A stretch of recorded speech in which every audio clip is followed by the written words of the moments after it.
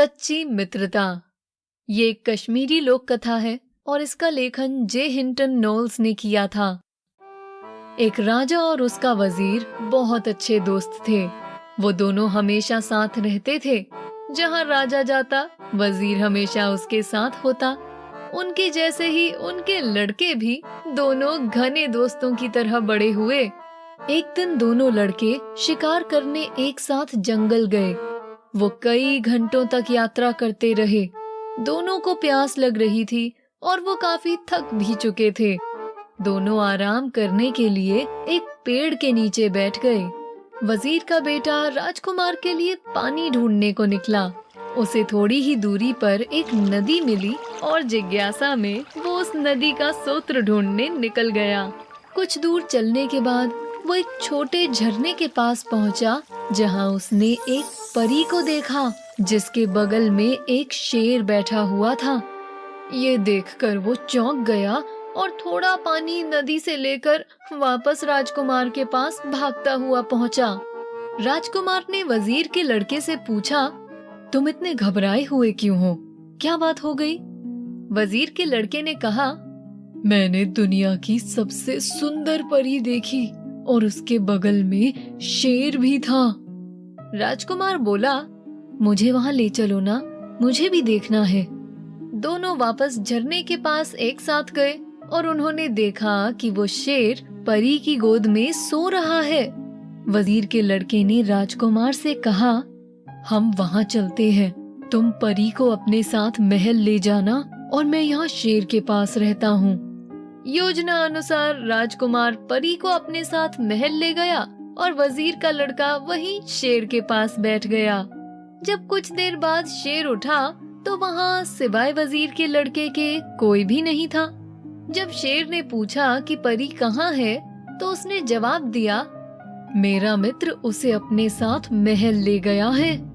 शेर ने कहा, तुम्हारा मित्र? जिस मित्र ने तुम्हें यहाँ मरने के लिए छोड़ दिया, वो तो तुम्हारा सबसे बड़ा दुश्मन होना चाहिए।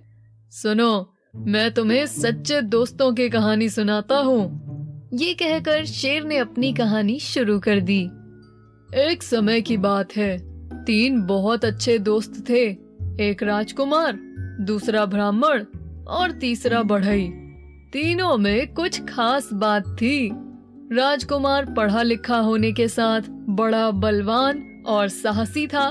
ब्राह्मण मरे हुए को जिंदा कर सकता था और बढ़ई चंदन की लकड़ियों से घर बनाता, जो उसके हुक्म पे कहीं भी जा सकते थे।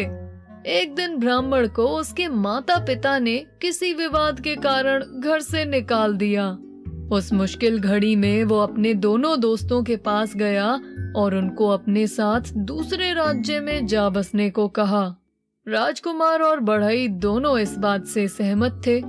कुछ देर यात्रा करने के बाद किसी कारण राजकुमार पीछे रह गया। बाकी दोनों ने अपनी यात्रा जारी रखी। कुछ समय बाद राजकुमार तेजी से उनके पास जाने लगा तो वो गलत रास्ते पर चल पड़ा और अपने दोस्तों को ढूंढ नहीं पाया।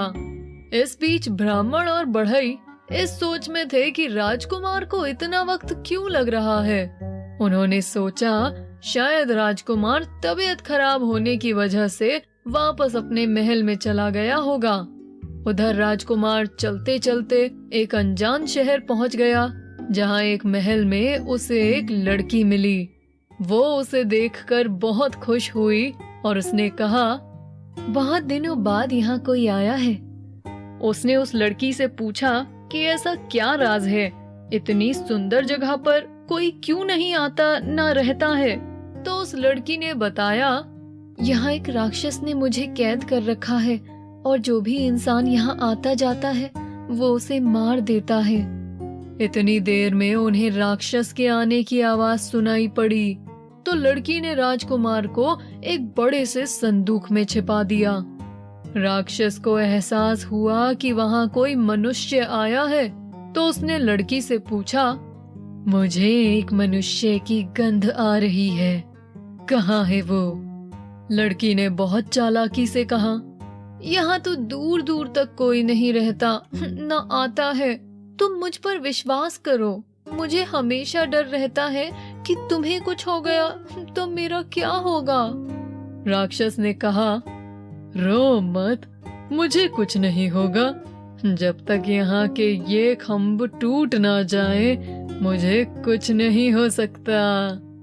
लड़की मन ही मन ये राज जानकर बहुत खुश हुई। जब राक्षस वहां से चला गया तो लड़की ने राजकुमार को संदूक से बाहर निकाला।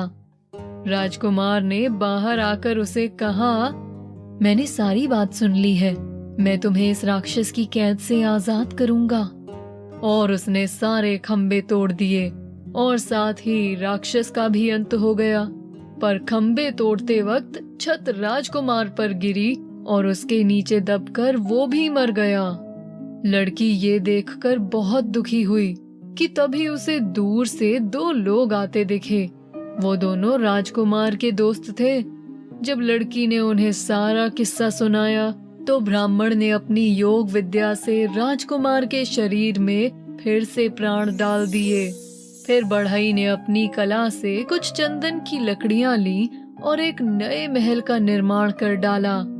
राजकुमार ने उस लड़की से शादी की और वो वहां खुशी से रहने लगे।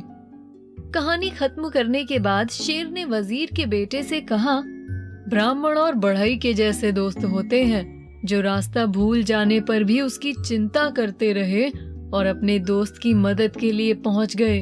ये सच्ची मित्रता होती है, तुम्हारे दोस्त की तरह नहीं जो तुम्हें यहाँ मेरे भोजन के लिए छोड़कर चला गया। जाओ, मैं तुम्हें कोई नुकसान नहीं पहुंचाऊंगा। तुम अपने घर जाओ और आगे से जरा सही ढंग से अपने दोस्तों का चयन करना।